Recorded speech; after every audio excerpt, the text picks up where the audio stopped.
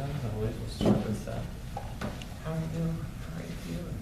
How are things? Things are still kind of up and down. I think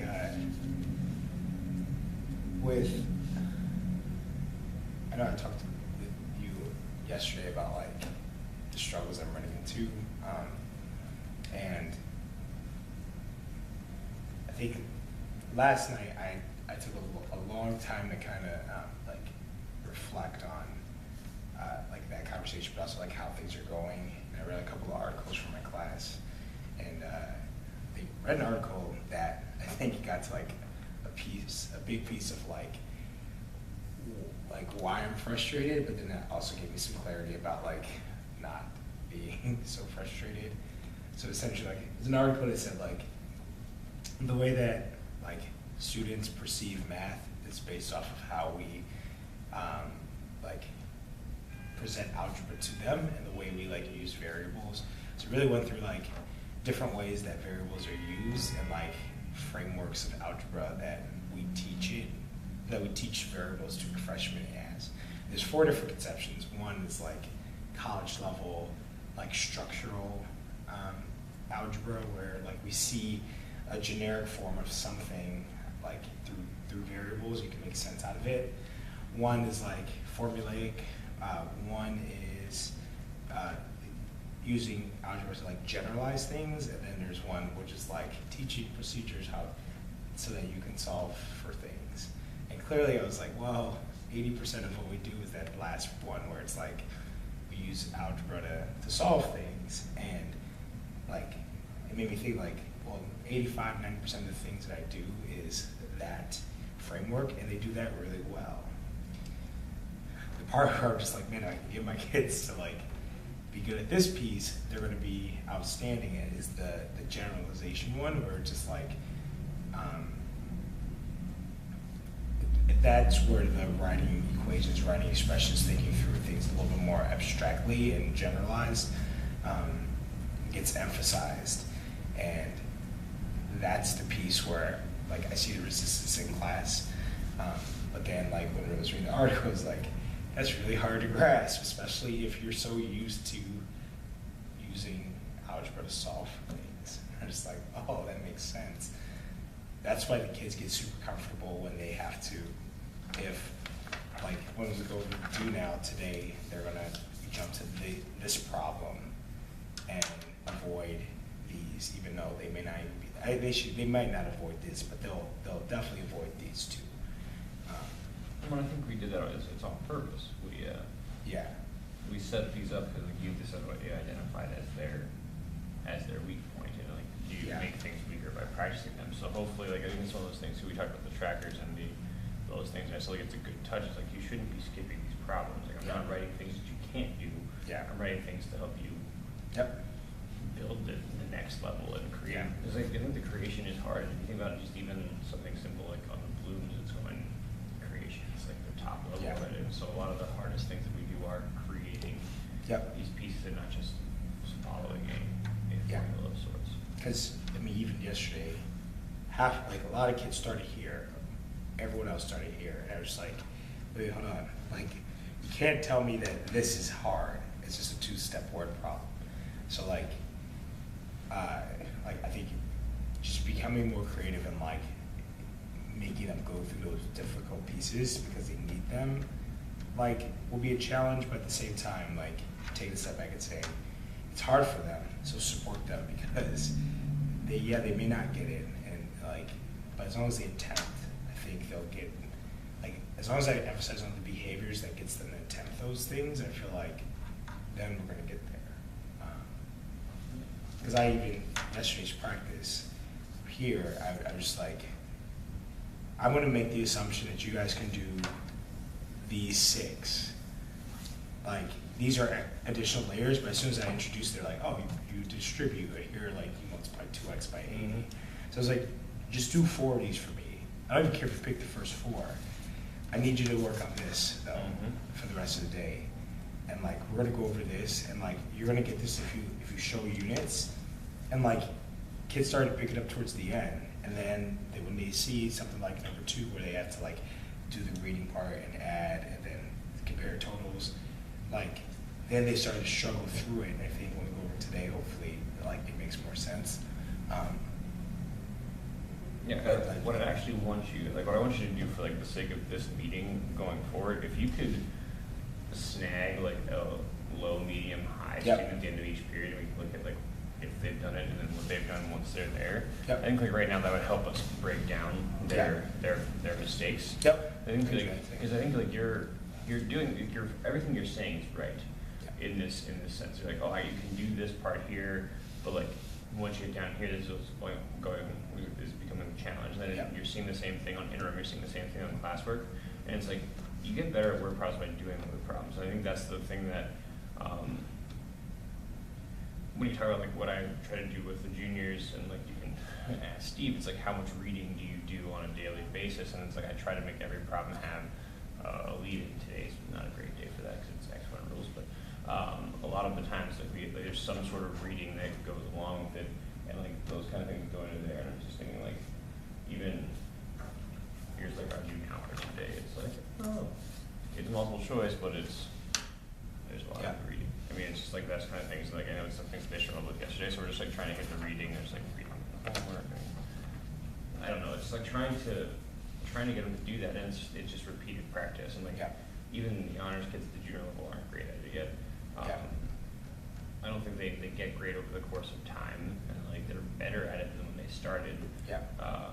So I think you're doing the right things. I think, like, the next thing for us to do is to start talking about, like, where the breakdowns happen with word problems, so that we can start targeting our instruction to meet the gaps. Because right now, like, I think we've identified a gap as word problem.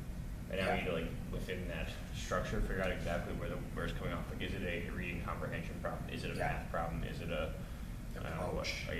Like, there's a lot of things that could go a lot of different directions here. So I think you're in the right phase. What I want to, like, push for is that next week we have the same meeting and record it again.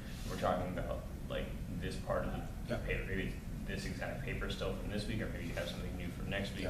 Like, at some point, just snag the papers, and you and I just, like, look into, like, what happened and try to start identifying, you know, the underlying behaviors that are stopping the word problem. Sounds good.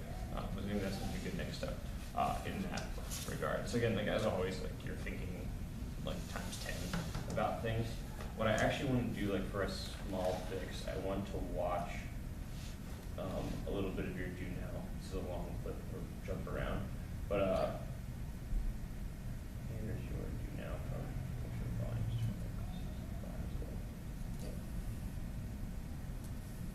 Number 4, the trainer is 675, eating for 5 weeks. She owes her friend $17.50 for lunch and dinner.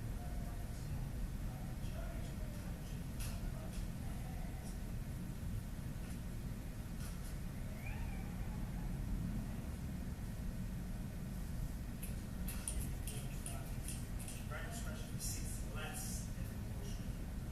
Me yell. I don't know anything else. But Send just start yelling.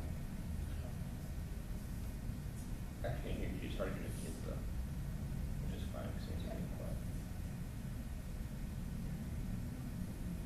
This is always kids coming in my class too. Because I can never get kids in video, which was not even nature.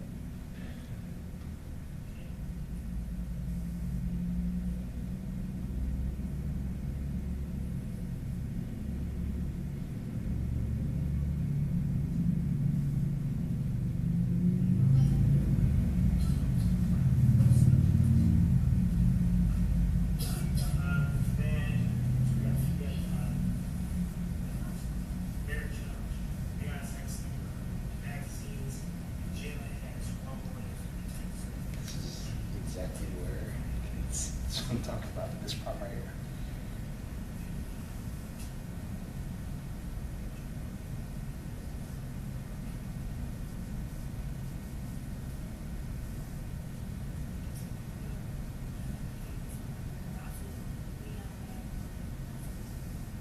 She did 3x plus 1 equals 33, and then rounded. I think that's just a 2x plus x equals 33. She has 122. Oh yeah, she did, yeah, you're right.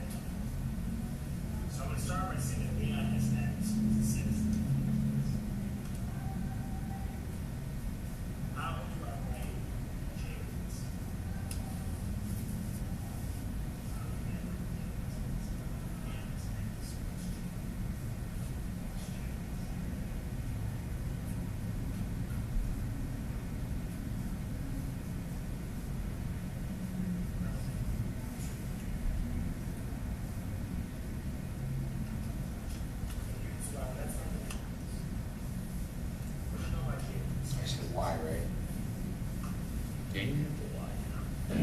You introduced an extra variability.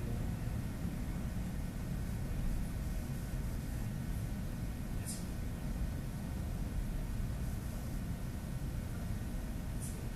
So how to write that as an expression? Jim is one more than 3 times 3.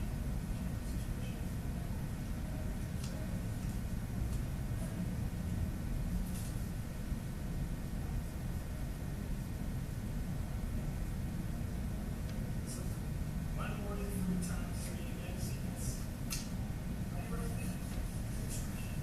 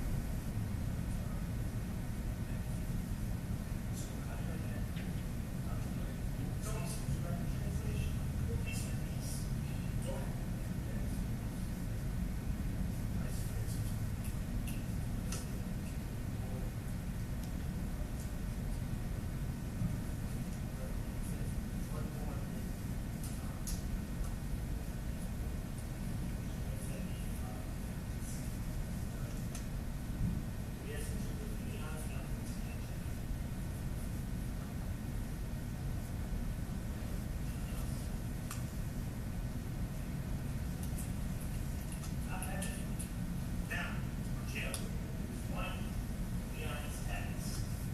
Now, the last piece says together they have 33 magazines. So what equation can I write to help you figure out how many Leon has? If Great together performance, they 33. have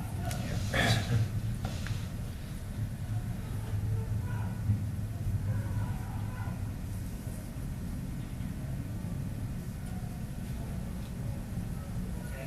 And then, like this, We still have another 2.5 minutes of this, but we're getting closer. Maybe I should.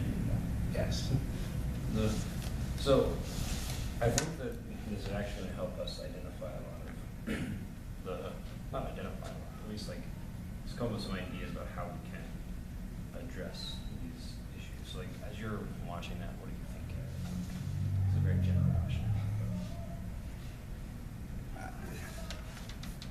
We've done so many times the 3 more than, no, 1 more than 3 times the number can be written as what?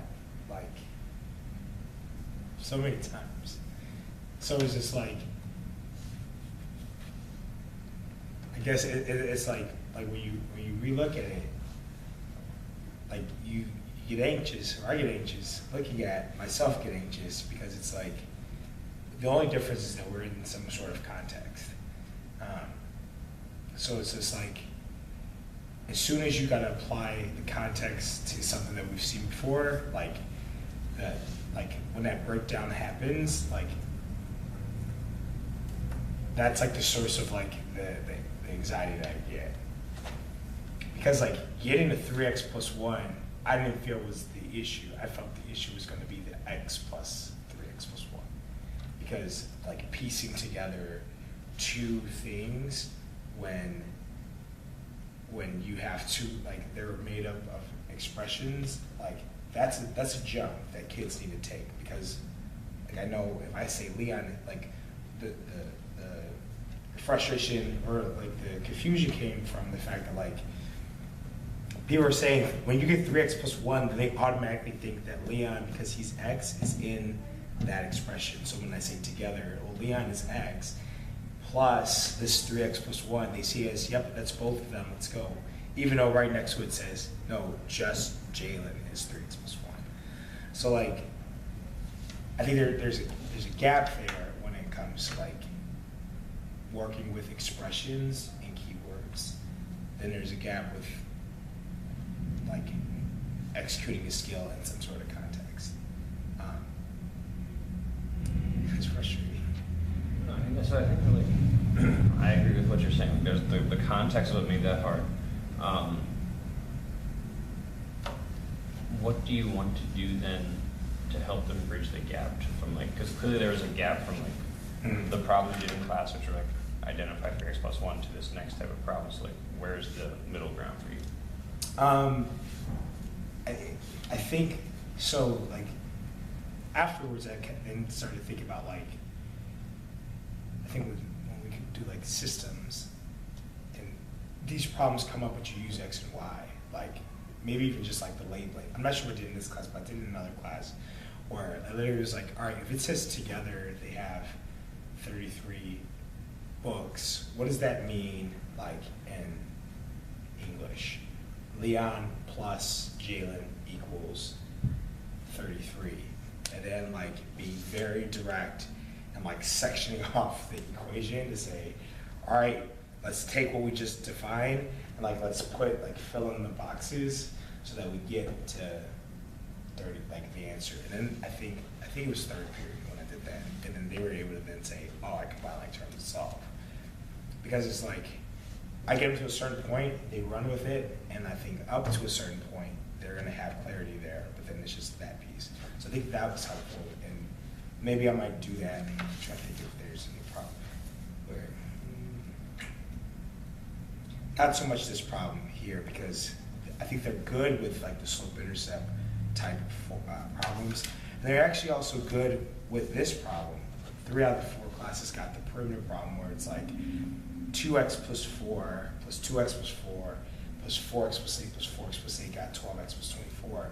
But I think that's because they drew a picture and then the picture helped them combine like terms. So I think maybe with word problems where it's like I give you something about one person and then you have to create something about someone else. Maybe it's like when you put it together, like defining each chunk so that they get it.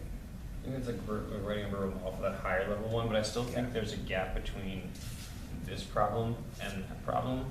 I think that like a good intermediary here would be to actually have some problems where they just have to write the expression for somebody else. Right. It's like if you take off like the 33 and solving that, it's like Jalen sold one more than 3 times as many newspapers as Leon. If Leon's our newspapers X, how many newspapers did Jalen? Yeah. So, okay. So that way they're just practicing like with that skill of writing, because clearly the thing that they broke down on was writing the expression. Yeah. And then there was the challenge part of the merit challenge where like they didn't even get the expression part right away. So I think they just have like, I think you build the context first with the practice of just writing the expression. Okay. And I think that maybe you throw some problems like that in there because like clearly they know how to do it. They know how to do it from data in when it's straightforward and like 3 times a number or whatever. They can do that. And then the gap here I think is like actually writing the expression in context. I think the first thing you said in the beginning of our meeting too is also talking about context. So I think right now what's happening is that you're trying to go from like this basic level skill that they've got this word problem that's great, and you're trying to like